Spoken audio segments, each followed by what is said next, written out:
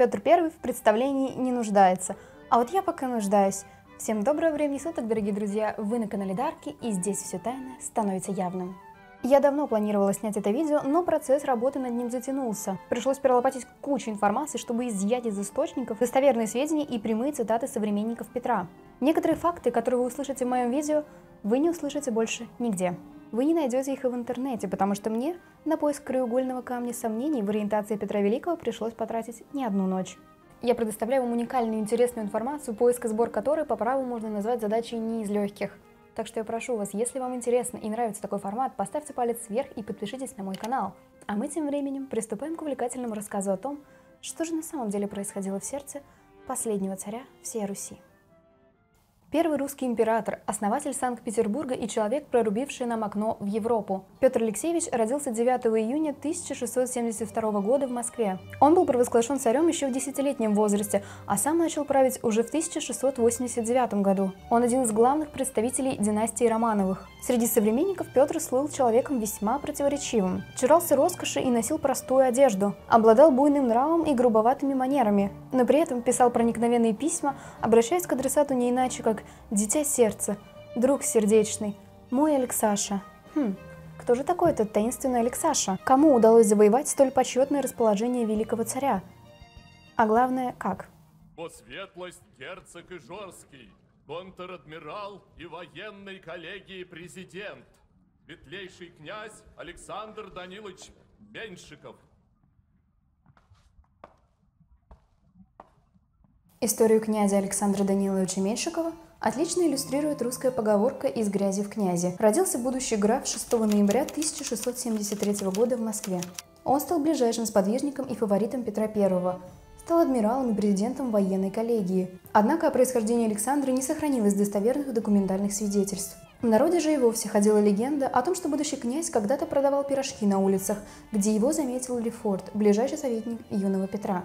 В 14 лет Александр был принят Петром в денщики и помогал ему созданием потешных войск. Многие годы Меньшиков неотлучно находился при царе, поддерживал его во всех затеях и сопровождал во всех поездках. А во время Северной войны проявил себя как умелый военачальник, дослужившись до чина генерала-фельдмаршала. Вот что вспоминал о Меньшикове князь Куракин, свояк Петра I. Но в то же время Александр Меньшиков почал приходить великую милость. И до такого градуса взошел, что все государство правил почитай, и дошел до градуса фельдмаршала, и учинился от цесаря сперва графом имперским, а потом вскоре принцем, а от его величества дуком ижерским. И только моему единому давалось на письме и на словах светлость, и был такой сильный фаворит, что разве в римских историях находит, и награжден был великим богатством, что приходов своих земель имел по 150 000 рублев. Стремительное возвышение Меньшикова многим не давало покоя, и в народе упорно ходили слухи о его слишком близкой связи с Петром. Так, 30 августа 1698 года в Москве был арестован купец Гавриил Никитин. Дело в том, что в приватной беседе с неким Фадеем Золотарем купец спустился в рассуждение о том, что к Алексашке до Меньшикова государева милость такова, что никому таковой. В ответ на осторожную реплику собеседника, что государева милость имеет причину и молитву Меньшикова к Богу, Никитич категорично высказал иное мнение. «Тут Бога и не было», — сказал купец. «Черт государя с ним снес. Живет с ним блудно и держит его у себя на постели, что жонку». Оказавшись под караулом в Преображенском приказе, незадачливый сплетник решил добиться освобождения при помощи столь малоуважаемого им Меньшикова и предложил ему взятку в размере 1000 рублей. Сердечный друг Петра от подобного предложения возмутился и потребовал 2000 рублей. Скрипя сердцем, купец согласился, но передаче денег помешало одно непредвиденное обстоятельство – появление самого Петра. Еще меньше повезло Бояркинскому и Дуденкову, на которых завели уголовные дела в 1705 и 1718 годах. Оба рассказывали знакомым о том, что Петр I и Меньшиков живут в противоестественной связи и творят порочное дело. Обоих признали виновными. Бояркинского отправили служить в Азов простым солдатам, а Дуденкова били кнутом. Как ни странно, для тех времен подобные наказания считались весьма снисходительными. Здесь стоит отметить, что исторически на Руси к гомосексуализму относились гораздо терпимее, чем в Европе.